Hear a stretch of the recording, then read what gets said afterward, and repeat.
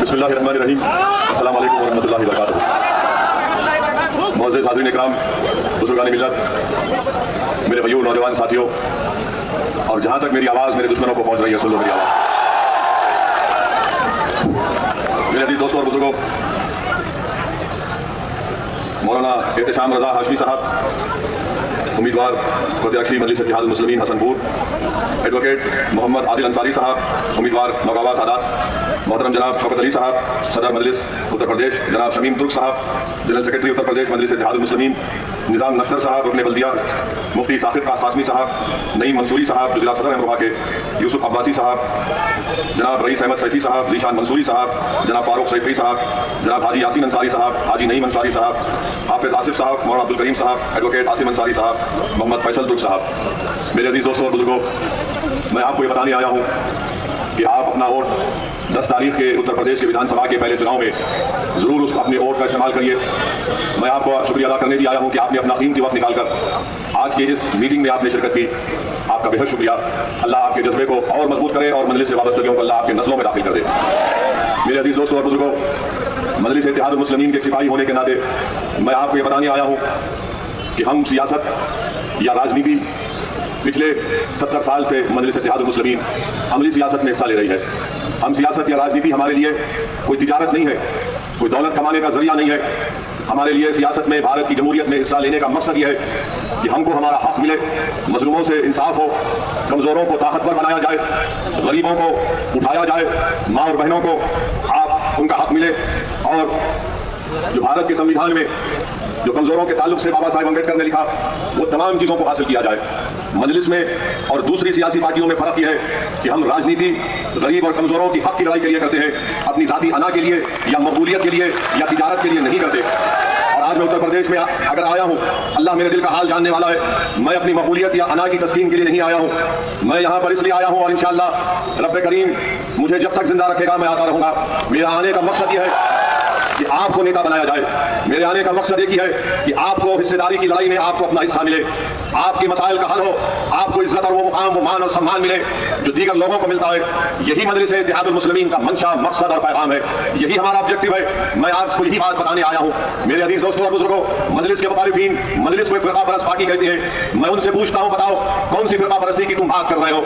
आज सरजमीन तखन में मजलिस के 7 रुकन असम्बली है, 7 MLA विधानसभा में है, बिहार में 5 है, महाराष्ट्र में 2 है। बताओ वहां की कोई मिसाल दो, हैदराबाद की या सीमांचल की उस सरजमीन की जो भारत का सबसे पसमानदा इलाका है, या फिर मालेगांव और धुलिया जहां पर मजलिस के विधायक हैं। क्या इन हमारे विधायकों ने किसी मजहब के खिलाफ कोई बात की? क्या हमने नफरत को आम किया या मोहब्बत को आम करने की बात करते हैं? मेरे अजीज दोस्तों और बुजुर्गों, फिरका परस्ती का इल्जाम लगाने वाले ये भूल जाते हैं कि औरंगाबाद महाराष्ट्र में 21 साल से शिवसेना का MP जीत रहा था बीजेपी की तारीख से। ना कांग्रेस उसको हरा पा रही थी, ना राष्ट्रवादी कांग्रेस उसको हरा पा रही थी, ना समाजवादी पार्टी उसको हरा पा रही थी। जब मजलिस का एक जियाला जिसका नाम इम्तियाज जली है, जब उसने इलेक्शन लड़ा तो औरंगाबाद की जनता ने 21 साल के शिवसेना के MP को हराकर उसको कामयाब किया। बताओ ये काम कांग्रेस क्यों नहीं कर सकी, समाजवादी राष्ट्रवादी क्यों नहीं कर सकी? फिर तीसरा इल्जाम लगाते हैं कि जहां पर मजलिस लड़ती है वहां पर बीजेपी जीत जाती है।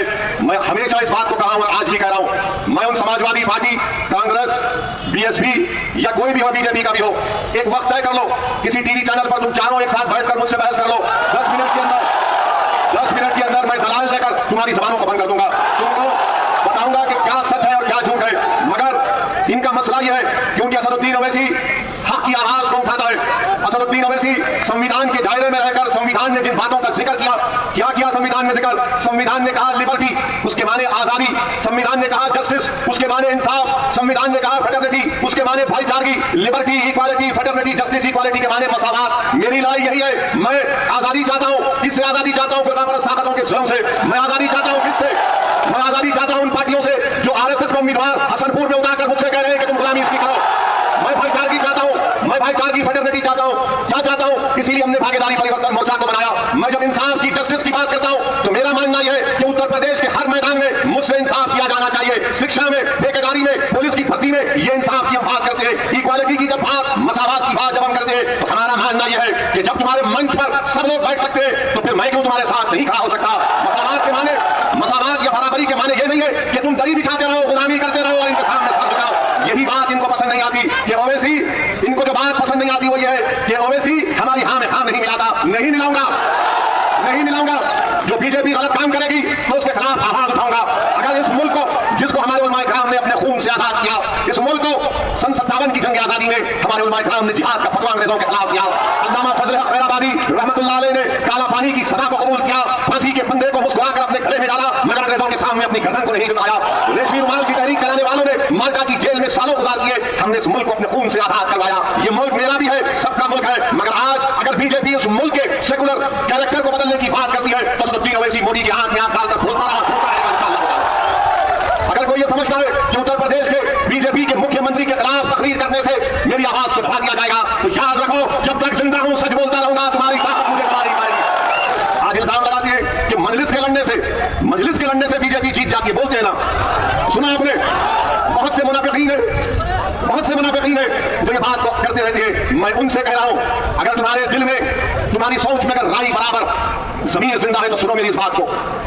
बताओ, 2014 के पार्लियामेंट के चुनाव हुए थे, क्या ओवैसी की पार्टी यहां से लड़ी थी? 75 लोकसभा की सीट पर बीजेपी कामयाब हो गई, मेरी वजह से जीती। समाजवादी पार्टी के 5 यादव परिवार के लोग कामयाब हो गए थे, याद है ना? 5 कामयाब हो गए। फिर 2017 का विधानसभा का चुनाव आया, हम लड़े इलेक्शन, मगर 400 विधानसभा की सीटें हैं, वहां पर कैसे बीजेपी जीत गई? समाजवादी कांग्रेस के साथ बसपा अपनी ताकत पर लड़ रही थी, मगर इल्जाम किस पे लगाते हैं? नहीं, ओवैसी आया था। 2019 का लोकसभा का चुनाव हुआ, हम नहीं थे, समाजवादी और बसपा मिलकर लड़े, बहन जी और ये मोहतरम मिलकर लड़े। और दिल्ली में एक तंजीम है, उसका नाम है CSDS ने तमाम आदाद शुमार डेटा को जमा करके कहा कि 2019 के लोकसभा के चुनाव में 75% उत्तर प्रदेश के अल्पसंख्यक समाज के मुसलमानों ने सपा और BSP को वोट दिया। 75%, तब भी 15 जीते। अब 15 में कौन जीते? पिताजी, बेटा आजम खान, शफीकुर रहमान बर्क साहब और डॉक्टर SD हसन। हम नहीं थे, हमारे क्या अजिन्नाथ जाकर इनको बोले कि बीजेपी को जिता दो?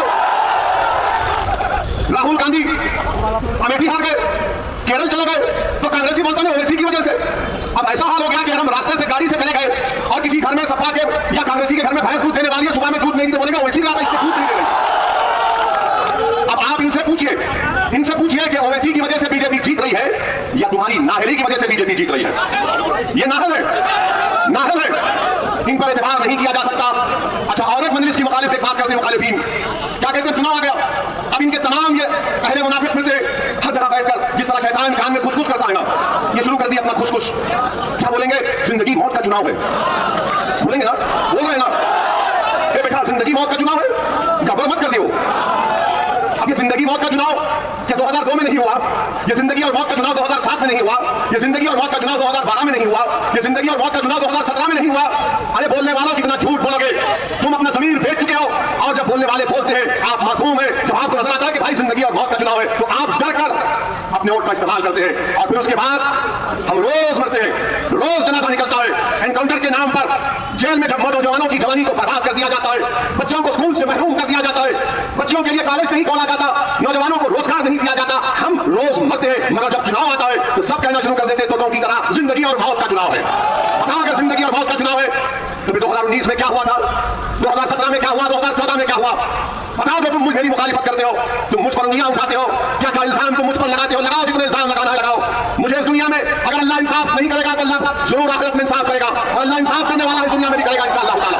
मैं इनसे सिर्फ यही कह रहा हूं, डरो रब्बे करीम से, डरो। याद रखो, अगर तुम्हारे पास कोई प्रूफ है तो लेकर आओ, तुम्हारे पास कोई प्रूफ नहीं है, तुम जब देख लिए कि उत्तर प्रदेश का नौजवान बेकार हो चुका है, उत्तर प्रदेश का नौजवान अब घर का वोट नहीं देगा, उम्मीद के नाम पर वोट देगा। जब ये पहचान चुके कि हमारी आवाजों को समाजवादी बसपा कांग्रेस में दबाया जा रहा है, तो नौजवान चीख मार कर कहता है कि हिस्सेदारी की लड़ाई होगी, जिंदा रहेंगे, मरेंगे नहीं, कभी डरो। मगर इन लोगों से कहना चाह रहा हूं, डरो, एक दिन हम सबको जाना है। अगर तुम ये समझ रहे हो कि झूठा इल्जाम लगाने से तुम कुदरत की गिरफ्त से बच जाओगे तो फिर नुकसान तुम्हारा होगा। मेरे अजीज दोस्तों और बुजुर्गों, ये बात आपको समझने की जरूरत है। मैं जानता हूं ये लड़ाई लंबी रहने वाली है, मैं जानता हूं कि कामयाबी मिलेगी, मगर पूरी कामयाबी के लिए शायद मुझे अपनी जिंदगी और आपके साथ की जरूरत है। अगर आप अपना साथ देंगे, ये लड़ाई मेरे बाप, मेरे अजीज दोस्तों, मेरे बुजुर्गों, मेरी इज्जतदार माँ और बहनों, ये लड़ाई आने वाली नस्ल के अच्छे रोशन मुस्तकबिल की लड़ाई है। ये लड़ाई हिस्सेदारी की लड़ाई है, ये लड़ाई भागीदारी की लड़ाई है, ये लड़ाई गरीब नहीं बिछाने की लड़ाई है। मेरे अजीज दोस्तों और बुजुर्गों, इस बात को आपको ज़हन नशीन कर लेना। अब दूसरी बात, उत्तर प्रदेश में बीजेपी की सरकार, मजलिस ने भागीदारी परिवर्तन मोर्चा बनाया। हमने तय किया कि बाबू सिंह कुशवाहा अगर उत्तर प्रदेश की जनता उनको अपने दुआओं से, अपने मोहब्बत से, अपने आशीर्वाद से नवाजेगी तो बाबू सिंह कुशवाहा इंशाअल्लाह ताला पहले मुख्यमंत्री होंगे भागीदारी परिवर्तन मोर्चा के। हमने तय किया कि उत्तर प्रदेश में भागीदारी परिवर्तन मोर्चा को सत्ता मिलती है तो 3 डिप्टी चीफ मिनिस्टर रहेंगे, एक अल्पसंख्यक समाज से मुसलमान और 2 अति पिछड़ा समाज के लोग रहेंगे। मैं पूछना चाह रहा हूं उन लोगों से जो जिंदगी और मौत की बात करते हैं, बताओ क्या समाजवादी बसपा अगर उनको सत्ता मिलती है तो क्या ये सामाजिक न्याय का पैगाम जो ओवैसी आज हसनपुर की जनता के सामने रखा है आप दे सकते हैं उसको? नहीं दे सकते। आप क्या करते हैं कि आप सिर्फ डराना चाहते हैं। मेरे अजीज दोस्तों और बुजुर्गों, आपको मैं बताना चाह रहा हूं कि 5 साल बीजेपी की सरकार रही बाबा की और बाबा ने कुछ नहीं किया। बाबा ने कुछ नहीं किया। बाबा ने कहा था 70 लाख नौकरियां देंगे। आज मैं नौजवान बड़ी तादाद में यहां पर खड़े हैं। मैं आपसे पूछना चाह रहा हूं कि 5 साढ़े 4 साल से ज्यादा वक्त हो गया, कितनों को सरकारी नौकरी मिली? हाथ उठाओ। कितनों को नौकरी चाहिए? हाथ उठाओ। बाबा जरा देखो, ये इतने हाथ उठे हुए हैं और ये हाथ ऐसे बटन पर जाएंगे, बटन के निशान पर 14 तारीख को इंशाअल्लाह होगा। आज उत्तर प्रदेश में बेरोजगारी 4% से ज्यादा हो गई। आज उत्तर प्रदेश में ग्रेजुएट नौजवान 50% से ज्यादा नौकरी की तलाश में है। आज उत्तर प्रदेश में टेक्निकल एजुकेशन के ग्रेजुएट 45% रोजगार की तलाश में है।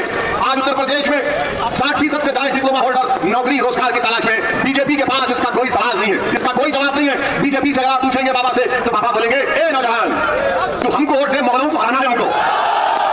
बीजेपी बोलेंगे हमको वोट दो, मुगलों को हराना है। सपा बसपा कहेंगे हमको वोट दो, बीजेपी को हराना है।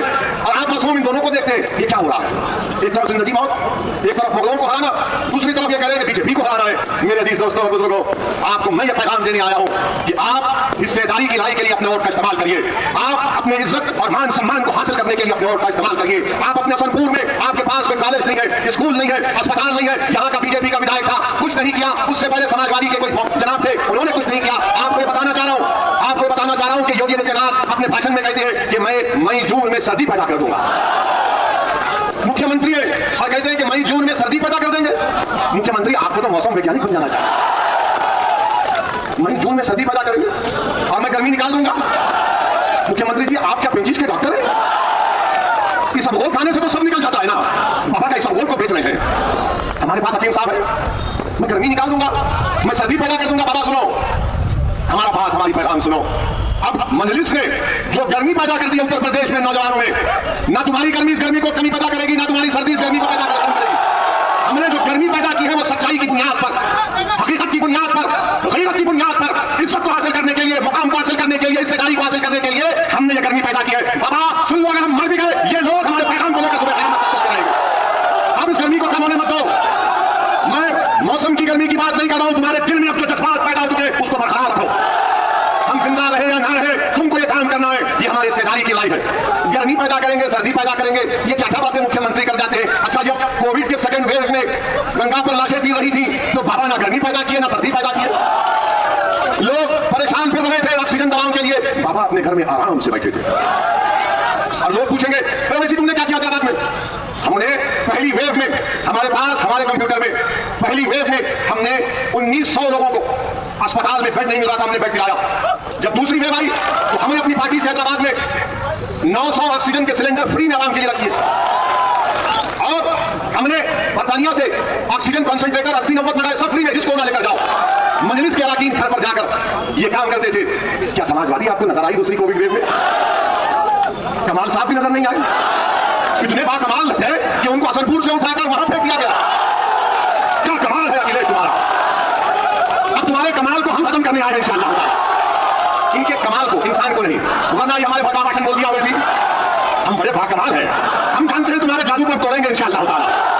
तो बाबा ने कुछ नहीं किया, बीजेपी ने कुछ नहीं किया, और हमारे देश के प्रधानमंत्री तो क्या बोले, लद्दाख में, गपसांग में, डंचाक में, हॉट स्प्रिंग में चीन बैठा हुआ है। क्या कभी आपने अपने प्रधानमंत्री की जबान से सुना हमारे भी है लफ्ज़ चीन नहीं बोलेंगे? पश्चिम यूपी में तकरीर भाषण देते मोदी जी, गन्ना कहते हैं, चीनी नहीं कहते, कहीं चीन ना निकल जाए। ये अजीब मामला है, कुछ नहीं बोलेंगे और कुछ बोलेंगे तो बोलेंगे भड़काऊ भाषण देता है। मेरे अजीज दोस्तों और बुजुर्गों, उत्तर प्रदेश में बीजेपी की सरकार उत्तर प्रदेश की जनता के विकास के लिए कुछ नहीं किया। नौजवानों को एम्प्लॉयमेंट, नौकरी, रोजगार देने के लिए कुछ नहीं किया। शिक्षा का इंतजाम नहीं किया। इंडस्ट्रीज खत्म होने के दहाने पर आ गए। एमएसपी नहीं मिलता गन्ने का, गन्ने की कीमतें नहीं बढ़ती है। हर जगह पर बीजेपी से लोग नाराज हैं। लोग नाराज हैं बीजेपी से। अब आपसे हम गुजारिश कर रहे हैं कि आज एक विकल्प के तौर पर भागीदारी परिवर्तन मोर्चा आपके दरमियान में है। बाबू सिंह कुशवाहा है, बिन समाज के, कश्यप समाज के, अति पिछड़ा समाज के तमाम लोग हैं, जिसमें मजलिस भी है। आप 14 तारीख के दिन बेखौफ होकर अपने वोट का इस्तेमाल करिए। अब तीसरी बात हमारी है कि लोग हमको कहते हैं कि भड़काऊ भाषण देता है। मैं आपको बता रहा हूं कि उत्तर प्रदेश में अल्पसंख्यक समाज का क्या मौकफ है। हमने माहिरीन एक्सपर्ट को दिखाकर रिपोर्ट निकाली। उस रिपोर्ट में बात सामने आई कि उत्तर प्रदेश में अल्पसंख्यक समाज मुसलमानों के सबसे ज्यादा ड्रॉप आउट रेट बच्चों का इन लोगों का। सिर्फ 3% लोग ग्रेजुएट होते हैं, 1% पीजी के मुकम्मल कर पाते हैं। सिर्फ 2% लोगों के पास 5 एकड़ हैं, 2% लोगों के पास भी 5 एकड़ जमीन नहीं है। सबसे ज्यादा बेरोजगार अगर कोई है तो अल्पसंख्यक समाज के मुसलमान। सबसे ज्यादा गरीबी पावर्टी किसी में है तो अल्पसंख्यक समाज के मुसलमान। बताओ फिर तुमने कौन सा सामाजिक न्याय किया? बताओ बीजेपी, बताओ सपा, बताओ बीएसपी वालों, आपने क्या किया? मगर जब चुनाव आ गया तो योगी कह रहे हैं कि गर्मी पैदा कर दूंगा, सर्दी निकाल दूंगा, और उधर से कोई कह रहा है जिंदगी और मौत का इलेक्शन है। क्या स्कूल नहीं मिलना, क्या स्कूल नहीं मिलना जिंदगी और मौत का नहीं है? क्या गरीब होना मौत की निशानी नहीं है? क्या बेरोजगार होना कमजोरी की निशानी नहीं है? क्या ग्रेजुएट नहीं होना बेबसी की मिसाल नहीं है? आपने क्या किया? मगर मजलिस पर उंगली उठाते हैं। मेरे पास प्रोग्राम है, मैं जो बातें आपके सामने कर रहा हूं, अगर आप उत्तर प्रदेश में मजलिस और भागीदारी परिवर्तन मोर्चा के उम्मीदवारों को कामयाब करेंगे तो इंशाअल्लाह ताला ये तमाम काम हम आपसे वादा कर रहे हैं, करवाएंगे। अगर यहां से आपने एहतशाम रजा हाशमी को कामयाब किया तो ये उत्तर प्रदेश की विधानसभा में जाकर खामोश नहीं बैठेंगे। ये उत्तर प्रदेश की विधानसभा में जाकर हाथों को यूं नहीं करेंगे। उत्तर प्रदेश की विधानसभा में अगर एहतशाम रजा हाशमी आपके दुआओं और वोट और रब्बे करीम के फजल से जाएगा तो आपकी आवाज में उत्तर प्रदेश की विधानसभा के दोनों दीवार को हिला कर रखेगा इंशाअल्लाह। यही तो उनको चाहिए। अब आप ये पूछेंगे, सपा बसपा वाले बोलेंगे क्या होता है 8-10 जीत गए तो 8-10? भारत की पार्लियामेंट में 540 में 2 दीवाने हैं, और जब ये 2 दीवाने खड़े हो जाते हैं तो बीजेपी के 300 खड़े होकर इस्तेमाल करते हैं उनसे। ये मिजाज पैदा करना पड़ेगा हमको। खामोशी तुमको हमेशा के लिए खत्म कर देगी, याद रखो। तुम खामोश रहोगे हिकमत के नाम पर, हिकमत नहीं है बुज़दिली है। अगर तुम हिकमत के नाम पर खामोश रहोगे, नहीं, हिकमत ये है कि अपने हक के लिए लड़ो, तुम्हें संविधान कहता है। कब तक हिकमत का शिकार होगे? और अगर हिकमत की बात है तो फिर 14 तारीख को आरएसएस के और बीजेपी के उम्मीदवार को उनको हराओ यहां से, हसनपुर से, और एहतशाम रजा को कामयाब करो। कब तक तुम डर खौफ का शिकार होगे? मेरे अजीज दोस्तों और बुजुर्गों, जब हम दुनिया में आ चुके हैं तो हमारी मौत का, हमारी रिस्क का, हमारी इज्जत का अल्लाह लिखकर दुनिया में भी जाता है। अब ये तुम पर है कि तुम इस इज्जत को, रिस्क को तुम कैसे हासिल करोगे। जब तक तुम जिद्दोजहद नहीं करोगे, जब तक तुम मेहनत नहीं करोगे, अगर तुम बोलेंगे ओवैसी ने कह दिया ना तो मेरी झोली में आकर गिरेगी, नहीं, मेहनत करना पड़ेगा, जुस्तजू करना पड़ेगा, पसीना बहाना पड़ेगा, खून बहाना पड़ेगा, अपनी लड़ाई को जमहूरी तरीके से लड़ना पड़ेगा। अगर कोई ये समझता है कि हमारी जिंदगियों को खत्म कर देंगे, मैं उनसे यही कहना चाहूंगा, यारे हम जब दुनिया में आए तो हमारे एक अहलुल्लाह ने, वली अल्लाह ने मेरे कान में आजादी, मेरे कान में आजादी, दूसरे कान में भी आजादी, और उसके बाद हमारे अब्बा ने दोनों कानों में पढ़ के फूका सियासत सियासत। अब हमारी पहली आजाद हो चुकी है, अब दूसरी आजादी नहीं होगी, सिर्फ खड़ा किया जाएगा जनाजे को। हम उसके लिए तैयार हैं। तुम्हारी ताकत, तुम्हारे धमकी आमेज पैगामात, तुम्हारे गोलियां हमारे हौसले और अज़म को नहीं खत्म कर सकेंगे इंशाअल्लाह ताला। अगर कोई ये समझ रहा है चूहे की बिल में बैठ कर हमारी आवाज सुन रहा है तो सुनो बुजुर्गों, मैं अपनी आवाज को उठाऊंगा, मैं अपनी बात को रखूंगा, मैं जोश और भलभला पैदा करूंगा, मैं खड़ा करूंगा आपको इंशाअल्लाह ताला, और अल्लाह खड़ा करेगा, अल्लाह हम तमाम को ताकत देगा। मगर अगर कोई ये कह रहा है कि गोली चलाने से ओवैसी की हिम्मत कम हो जाएगी, अरे नहीं कम होगी इंशाअल्लाह ताला। और क्यों कम नहीं होगी? क्योंकि मौत, इज्जत, रिज़्क़ सब लिखा दिया है, और हमारा नाम असदुद्दीन है। हमारा नाम कोई चमचा या दल्लों की नाम से नहीं जुड़ा है, हमारा नाम हमारे बाप ने असदुद्दीन रखा है। और इंशाअल्लाह ताला अल्लाह जब तक जिंदा रखेगा, अल्लाह जब तक इन बातिल ताकतों के तूफान में हमारी जिंदगी की शराब को अल्लाह जलाता रहेगा, खुदा की कसम हम चलते रहेंगे, लड़ते रहेंगे आपके लिए। मौत तो सबको आनी है, कोई मौत से बचने वाला नहीं है, आगे पीछे की बात है, वो पीछे है हम जाएंगे। मगर मौत से अगर मैं डर गया तो फिर मैं अल्लाह फजल खैराबादी को, रेशमी रुमाल के तहरीक चलाने वालों को हशर के मैदान में क्या चेहरा दिखाऊंगा। अगर मैं डर गया आज तो मैं हशर के मैदान में हसनैन करीमैन को क्या चेहरा दिखाऊंगा। अगर आज मैं डर गया तो बदर मुवत्ता और हद के जोधाओं को क्या चेहरा दिखाऊंगा। अगर आज मैं डर गया तो कमली वालों के सामने हम कैसे ठहरेंगे। अगर आज मैं डर गया तो मैं शौकत अली, जो इस मुल्क की आजादी में मौलाना अबुल कलाम आजाद रहमतुल्लाह अलैह, अली बरदरान, नेताजी सुभाष चंद्र बोस, संविधान लिखने वाला अम्बेडकर, इन सब ने हमको ये मुल्क दिया है कि हम इनको शर्मिंदा कर देंगे, नहीं करेंगे, नहीं करेंगे इंशाअल्लाह ताला। और मुझे तो यहाँ पर नेताजी सुभाष चंद्र बोस का वो उनकी फौज का तराना याद आता है। क्या तराना था नेताजी सुभाष चंद्र बोस की फौज का? ये कदम कदम बढ़ाएगा, कदम कदम बढ़ाएगा, उसी के गीत गाएगा, ये जिंदगी है कौम पे, तो कौम पे मुकाएगा। क्या कहा था? कदम कदम बढ़ाएगा। तुम साथ कदम बढ़ाओगे मेरे, तुम साथ कदम बढ़ाओगे मेरे, तो लगाओ मेरे साथ, कदम कदम बढ़ाएगा, कदम कदम बढ़ाएगा। ये बात हुई, ये बात हुई। अब नेताजी सुभाष चंद्र बोस को हमने जिंदा कर दिया। अगर तुम कदम नहीं बढ़ाओगे कामयाबी होगी। तो कदम कदम बढ़ाएगा, खुशी के गीत गाएगा, ये जिंदगी है कौम की जो कौम पे उठाएगा। तू शेर हिंद है, तू शेर हिंद है, तू बहुत से नागर, तू शेर हिंद है, तू बहुत से नागर, कदम कदम बढ़ाएगा, खुशी के गीत गाएगा। तो मेरे अजीज दोस्तों और बुजुर्गों, इन विचारों ने समझा कि दो ठाई मारेंगे, ठाई मारो या कुछ करते कर लो। हमको पार्लियामेंट में हमने खड़े होकर परवरदिगार की जात पर तवक्कल करके हमने कहा कि हम सेट कैटेगरी नहीं लेंगे। आज भी हमको बताया गया कि देश के होम मिनिस्टर अमित शाह ने पार्लियामेंट में कहा कि वो ओवैसी जी से अपील करते हैं कि वो सुरक्षा ले लें। हम देश के होम मिनिस्टर से अपील करते हैं कि असदुद्दीन ओवैसी की जान की कीमत वो जो उत्तर प्रदेश के CAA के प्रोटेस्ट में 22 लोग मारे गए उनसे बढ़ के नहीं है। असदुद्दीन ओवैसी की जान की कीमत पीलू से बढ़कर नहीं है, रगबा से बढ़कर नहीं है, अखलाक से बढ़कर नहीं है, ना वो बताए उनका बच्चा जब तक अपनी मां जिसके लिए रो रही है उसकी जिंदगी से बढ़कर है। अगर आप सेफ रहेंगे, दलित, अति पिछड़ा, कमजोर सब लोग सुरक्षित रहेंगे तो ओवैसी सेफ रहेगा। आप मुझे सिक्योरिटी मत दो, सुनो, अरे तुम जिंदा रहोगे, तुम जिंदा ही रहोगे इंशाअल्लाह ताला। हमको सिक्योरिटी देने का फायदा नहीं है। मैं जब MLA बना 1994 में 99 में 4 मीनार की आवाम को लाखों सलाम, उन्होंने हमको विधायक बनाया। हम हर साल लिख कर देते हैं तेलंगाना की हुकूमत को कि हमको नहीं चाहिए। मैं पसंद नहीं करता कि लोग बंदूक लेकर मेरे साथ मिले। मैं घुटन की जिंदगी नहीं गुजार सकता, मैं घुटन की जिंदगी नहीं गुजार सकता। मैं आजाद पंछी की तरह अपनी जिंदगी गुजारना चाहता हूं। और हुकूमत का काम यह है कि हुकूमत हमारी सिक्योरिटी से ज्यादा उन लोगों को सुरक्षा पहुंचाए जिनको वोट के नाम पर मार मार कर खत्म कर दिया जाता। मुझे नहीं चाहिए। मैं अमित शाह को, हमारे होम मिनिस्टर का, उनके इस अल्फाज का शुक्रिया अदा करता हूं, मगर मैं ये कहना चाह रहा हूं मोदी सरकार से कि आप मुझे Z कैटेगरी नहीं, मुझे A कैटेगरी का शहरी बनाइए, हमसे बराबर हो जाए। ये वक्त का तकाजा है, ये गरीबों का मुतालिबा है। गरीब ये देखना चाह रहा है कि ओवैसी पिंजरे में बंद हो गया तो फिर कौन मेरी आवाज को उठाएगा। मजलूम ये देख रहा है कि ओवैसी की खौर और नीरज के गली कूचों में गरीबों मजलूमों के दरमियान में चलकर उन नौजवानों से हाथ मिला रहा है। तो किकफौर में किसी एक मां ने मुझे अपने करीब बुलाकर मेरे सर पर हाथ रखकर कहा कि बेटा तेरे अल्लाह तेरी हिफाजत करेगा, शायद उसी मां की दुआ मुझे इन गोलियों से बचा देगी। मेरे अजीज दोस्तों और बुजुर्गों, मेरा पैगाम सिर्फ यही है, अपने हौसलों को बुलंद रखो, अपने हौसलों को बुलंद रखो। मौत तो आएगी एक दिन, सबको, हम सबको आएगी, मगर देखना यह है कि तुमने जिंदगी कैसे गुजारी। क्या तुमने दरी बिछाकर जिंदगी गुजारोगे? क्या तुम कैदी बनकर जिंदगी गुजारोगे? क्या तुम यही नारा लगाओगे कि भैया तुझ पे जवानी कुर्बान? मैं तो ये नहीं कह रहा हूं कि मुझ पर कुर्बान हो जाओ, बल्कि मैं ये कह रहा हूं कि ओवैसी उत्तर प्रदेश की जनता पर अपने आप को कुर्बान करने के लिए आप पर कुर्बान हो जाऊंगा, लड़ता रहूंगा, मगर इन गोलियों से हम नहीं डरेंगे। मौत तो आएगी। कौन सा भारत बना रहे हैं देख लो। वो भारत जिसको नेताजी सुभाष चंद्र बोस, वो भारत जिसको गांधी, नेहरू, मौलाना आजाद, जवाहर बरदान, वो भारत जिसको अल्लामा फजल खैर आबादी ने बनाया, वो भारत जिसको रेशमी रुमाल की तहरीक ने बनाने का ख्वाब देखा, वो मोहब्बत का भारत है। अगर मोहब्बत को आम करना है तो नफरत को मिटाना पड़ेगा। मोहब्बत को कामयाब करना है तो डर को खरीदाने नहीं देना पड़ेगा। अगर मोहब्बत को कामयाब करना है तो यकीन पैदा करो। मोहब्बत को कामयाब करना है तो अपने फैसलों में जुर्रत पैदा करो, तब जाकर हम इस भारत को बचा पाएंगे। वरना याद रखो, अगर आज मोहब्बत हार गई और नफरत जीत गई तो फिर हमारा मुस्तकबिल रोशन नहीं होगा, नहीं होगा। इसीलिए उत्तर प्रदेश की जनता, हसनपुर की जनता से ओवैसी ये कहने आया है कि क्या तुम गोली का जवाब वोट से दोगे? क्या तुम गोली का जवाब बटन पर बटन दबा कर दोगे? क्या तुम गोली का जवाब भागीदारी परिवर्तन मोर्चा को कामयाब करके दोगे? क्या तुम डराने वालों का जवाब बहादुरी से दोगे? क्या तुम कुचलने वालों का जवाब हिस्सेदारी से दोगे? अभी तैयार हो जाओ, कामयाबी तुम्हारे कदम को चूमने वाली है। कामयाबी इंशाअल्लाह ताला तुम्हारे कदम को चूमेगी।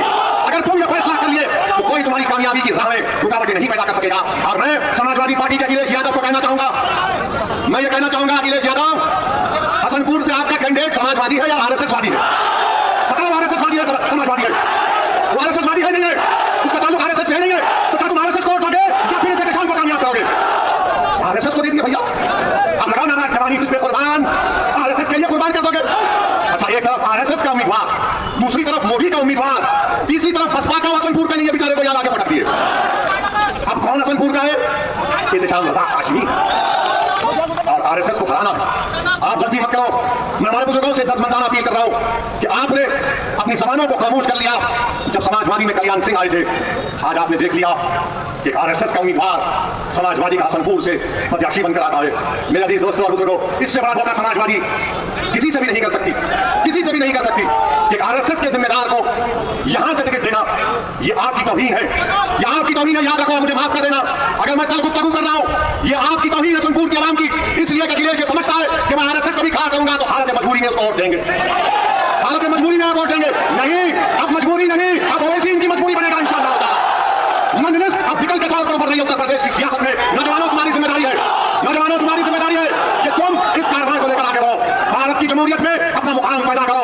हसनपुर की अगर जनता की वोट की अहमियत होगी तो समाजवादी RSSवादी को वोट नहीं देती। अगर हसनपुर की जनता की वोट की अहमियत रहती तो बसपा नोएडा से अपनी को लाकर यहाँ पर नहीं खड़ा करती, क्योंकि ये जानते हैं ये बेचारा हमारा कैदी है, ये दही बिछाएगा नहीं।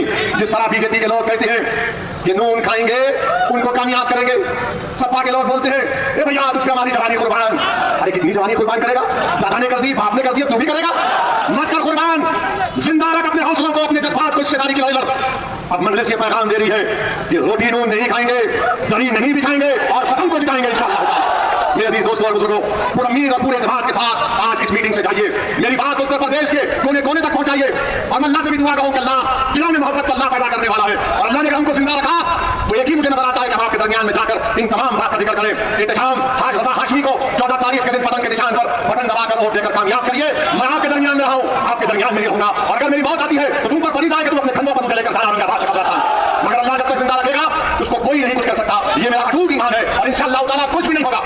हजारों की लाखों की तादाद में देखो अपने दिल में जो जज्बात चुके उसको वोट में कन्वर्ट करके पतंग के निशान पर मजलिस को कामयाब करिए। अस्सलाम वालेकुम व रहमतुल्लाहि व बरकातहू।